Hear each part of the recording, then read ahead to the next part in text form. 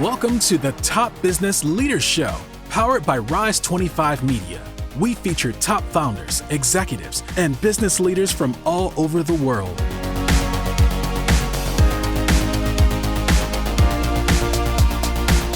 Chad Franzen here, co-host for this show where we feature top restaurateurs, investors, and business leaders. This is part of our SpotOn series. SpotOn has the best-in-class payment platform for retail, and they have a flagship solution called SpotOn Restaurant, where they combine marketing, software, and payments all in one.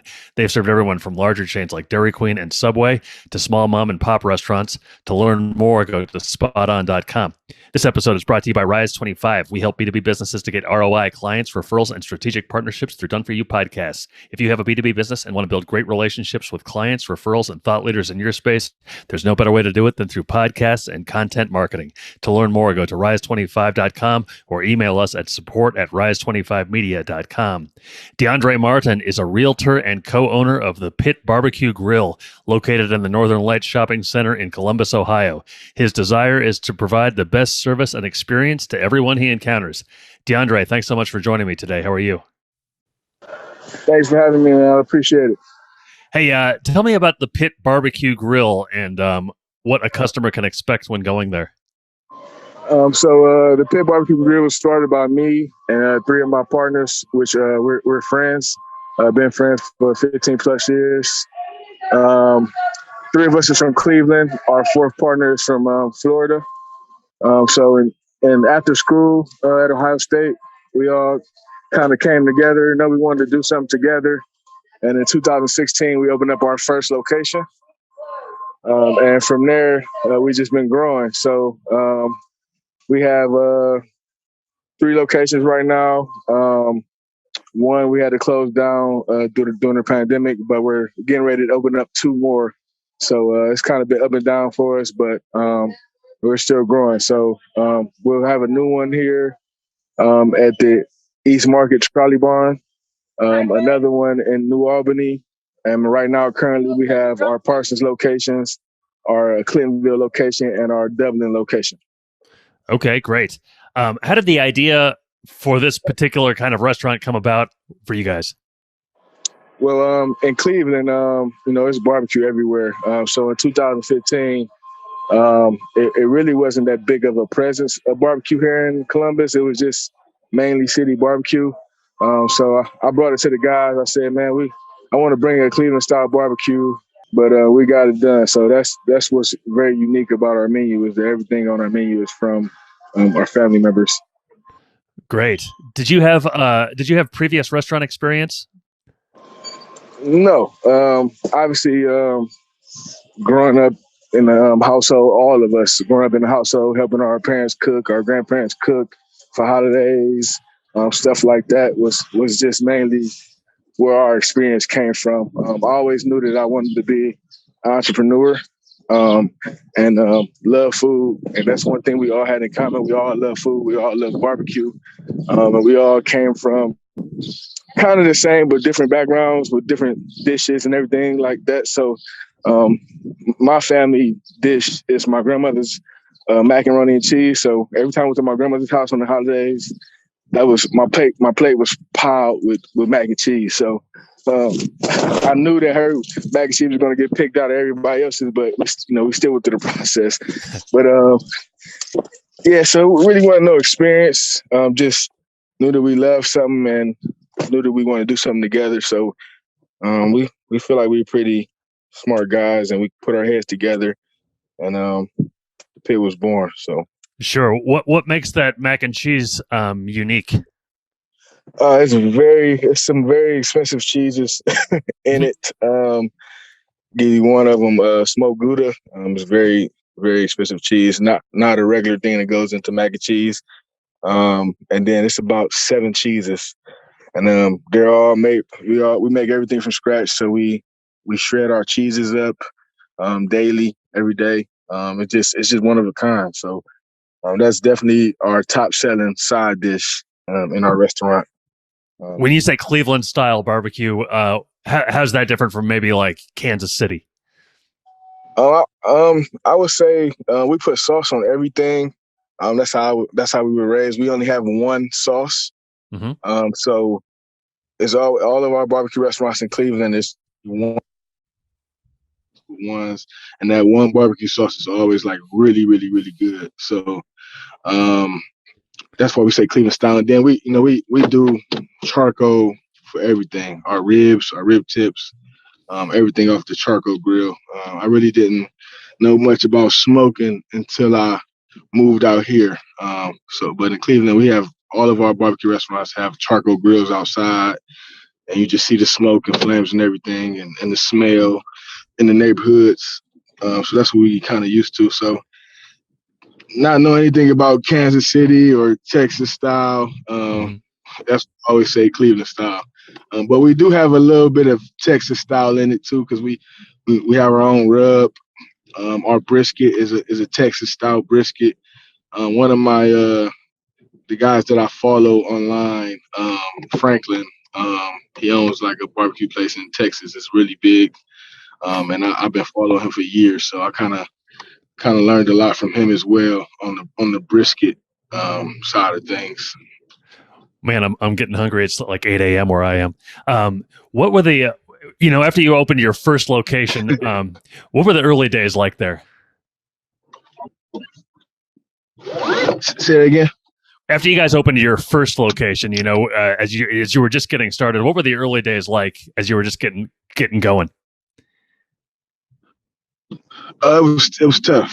It was tough. So just the learning process on operations, the consistency, being that this is our first location, and everybody has a plan until they get punched in the mouth. So our first day, line was out the door, wrapped around the corner, and we were trying to prep things as they were ordered, and we found out really fast that is not how you need to do things. You got to kind of be a lot more prepared than that.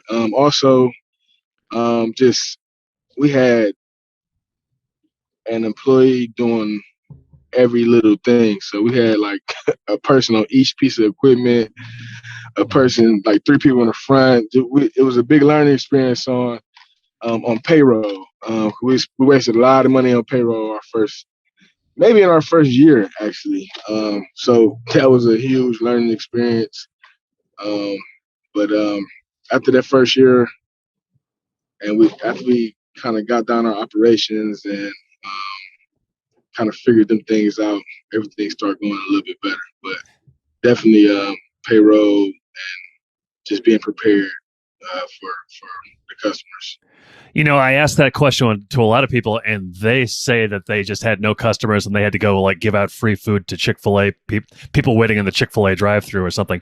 You had a line out the door. How did you guys get the word out? What brought everybody in so quickly? Well, 2 of my partners played for Ohio State, so we kind of had like a big following behind us. We had a lot of anticipation for it. All of our families.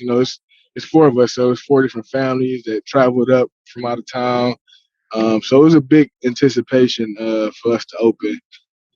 So thankfully, like I said, the Buckeye thing. This is a Buckeye state, so they love the Buckeyes here. So that was like a huge part of our initial customers, and from there we kind of just grew organically by word of mouth, things like that. We really didn't do a lot of marketing, and it was great.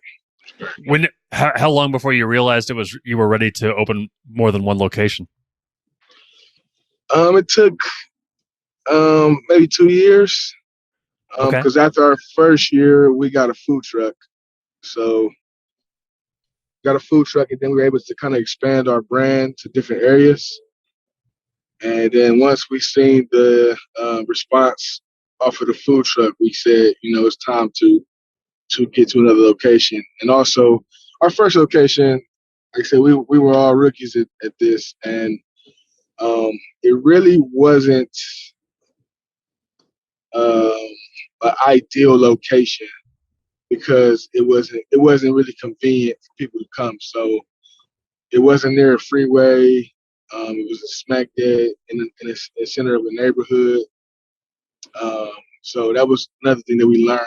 It's all about location and the convenience people to get to you, because people might not come if they're inconvenient to have to come buy your food. So that was a big learning lesson for us as well. And then the neighborhood we were in, Kroger's had left, and that was kind of like a big part of our customers. The shopping center we were in, the Kroger's had left. So it was kind of tough in our first location. So we knew that we had a great product, great quality product. We knew we had great operations, and we knew we needed to get to another area where it was a little bit more simple for people to get to us and enjoy the food. Is it important to be around other restaurants, even though they're competition? At first, I didn't think so, but now I do, yes. Because when people are in the area, they're going to eventually come try you out if they haven't tried you before. Sure. So it's definitely a big, huge help than being on the island by yourself. Do you still are you working? Do you work at the Pit day to day? Yeah, so I run the day-to-day operations for all of our locations. So I'm still 90% hands-on. I go to the store, get all of our product from our the main distributor store in the city, and then I distribute it to all of our locations. So we have a hub basically. Our main location is Clintonville. That's where we do all of our prepping. So we prep all of our sides for all of that one location. So after everything is prepped, I transfer all the sides to each locations and the meats and everything. So not only do you do that, but I mentioned in your intro that you're also a realtor. Tell me about that and maybe some other things that you have an ownership stake in. Yes, so I'm a realtor. I've been a realtor for 10 years now. That's going great. I do it as a part-time thing. So that's actually helped me along the way with our investment, because we initially all invested our own money into the restaurant business. So real estate has been great for me and my family. And the market is crazy right now. Right now, so it's tough right now, but it's still great income for me.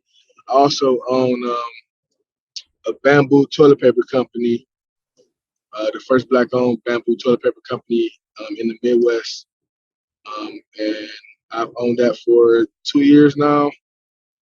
We're in Hyatts across the states, local grocery stores here in Columbus, Ohio. And kind of just growing that out. It's kind of like a long-term thing. I also have a trucking company where we transfer freight from state to state. And now recently, since February or March, I'm about to open up another restaurant concept here in Columbus as well. So that first location will be open in about a month. Can you tell me about that? Yes. So it's called Just Chicken. So it's chicken tenders, fries, fresh cut fries, coleslaw made from scratch, and I have 3 signature dipping sauces that we make in the house. We have a Just sauce, a Just ranch, and a Just honey mustard. So I'm not sure if you ever had Raising Cane's before. Ever heard of Raising Cane's before? Oh yeah. There's like a line down the street where I live.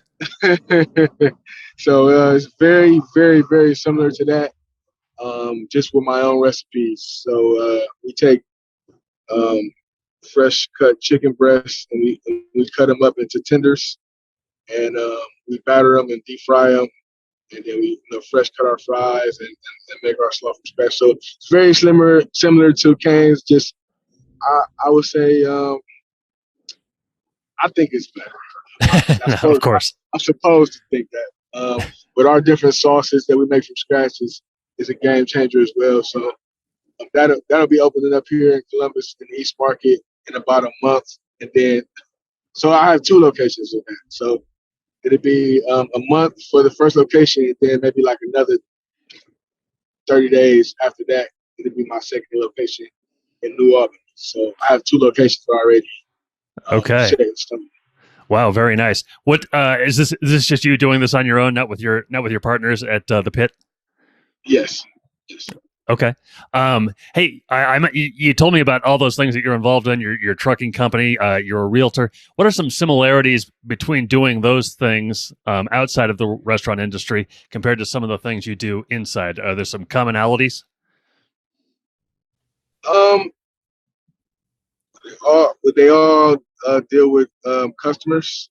Um, I'm really big on providing jobs for people, providing careers for people. So that's one big thing I love to do is give people jobs and help them, make changes in their lives and stuff like that. So I think that's one thing that they all have in common is that they provide jobs for different people, especially in this economy and everything that's going on right now. I think that's very, very important. That's kind of my mission, is to help people grow from like kind of where I started, from a small position into grow to a bigger role in the companies.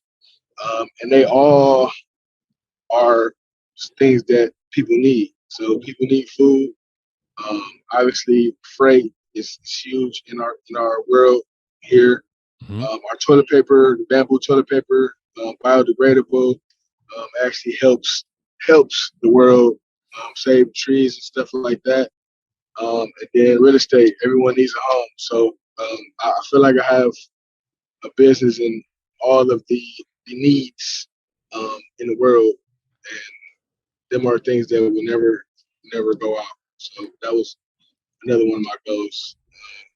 It's just to be in something that people is going to always need in life. Yeah. Is there something about the restaurant industry? Obviously, you must enjoy it a little bit since you're opening a new one and you're involved in a few locations with the Pit. What is it about the restaurant industry that you particularly like? I love seeing the joy on people's faces when they eat food that was created by us. I think that's a big thing when you can make a product and have people come spend their hard-earned money on and enjoy it and tell you how good it is. That's very, very satisfying to me.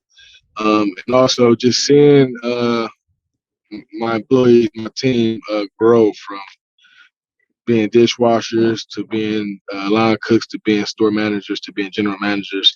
I really love seeing the growth within the company with the people that we have. So it's been an amazing journey, and the restaurant industry is my that's my passion. I just really enjoy the ups and downs, the dealing with customers, helping people just grow. We call our restaurant thing a family here because my employees can come and talk to me about anything, anything I can help them with, not just in the restaurant but outside of the restaurant. If I can, I'll do. So we're like a really big family here. So I mean, obviously restaurants have turnover rate, but I have employees that's been here from the beginning. They all, the ones that's been here from the beginning, they all run their own stores now. They're managers of their own stores. So I just love to see that growth from where we was at 6 years ago to where we're at now and see them same faces. Our prep team that's been prepping our sides has been here since day one. And they're a huge part of our restaurant, keeping the consistency of our sides since they're the only ones that make it. And just kind of continuing that culture on in the restaurants with each restaurant and just continue to grow and kind of looking back after 10 years and just being happy with where we're at. So yeah, that's awesome. Hey, did you when you started the Pit, did you have kind of that culture in mind, or were you just looking to start a barbecue restaurant? No, we had that culture in mind. In our mission statement, we say we wanted to be a friend to the community, and I think all of that is a part of it. providing jobs in the community that we're in, helping people, just make changes in their lives. For people who went to schools, we still go to schools, talk to kids. That's always been a big part of our mission. Is the community aspect, and just being a friend, and being a leader, being leaders, and being mentors to young kids, and even people that just didn't have opportunities to graduate school and stuff like that, to just help them out and let them know that you can do anything you put your mind to. We're all not perfect. I didn't graduate college. My other 3 partners did. But we all have unique skills that make this business go. And I'm kind of out of the group, I'm kind of the risk taker, the one that just goes and does it. We got a thinker, we got an accountant, so all of us are very different in what we do, and we all stand in our own lanes. And I think that makes us a perfect team and helps us help other people grow. Yeah, very nice. Hey, I have one more question for you, but first, how can people find out more information about the Pit BBQ Grill? You go to thepitcolumbus.com. On our website, we have all our information on there. We do a whole lot of catering. Catering is really big for us. Weddings, graduations, parties. Our food truck, you can book our food truck if you want to experience this as well. But go to our website. We have all our information on there, all of our locations on there. So www.thepitcolumbus.com. Yeah, I've been to that website. You get hungry about 5 seconds into looking at it. Hey, if you were to go to the Pit as last question for you, if you were to go to the Pit as a customer, what would kind of be your go-to meal or your item of choice? So our signature items are amazing. We have a pit bowl, which is a brioche bun that we toast. We put it at the bottom of the bowl. You pick your meat, beef brisket, pulled pork, or pulled chicken. So that goes into the bowl. Then it's topped with our mac and cheese and our pit slaw. And then it's barbecue sauce drizzled on top of that. So that's kind of like, that's one of our biggest signature sellers, where you can kind of get a little bit of everything in the bowl.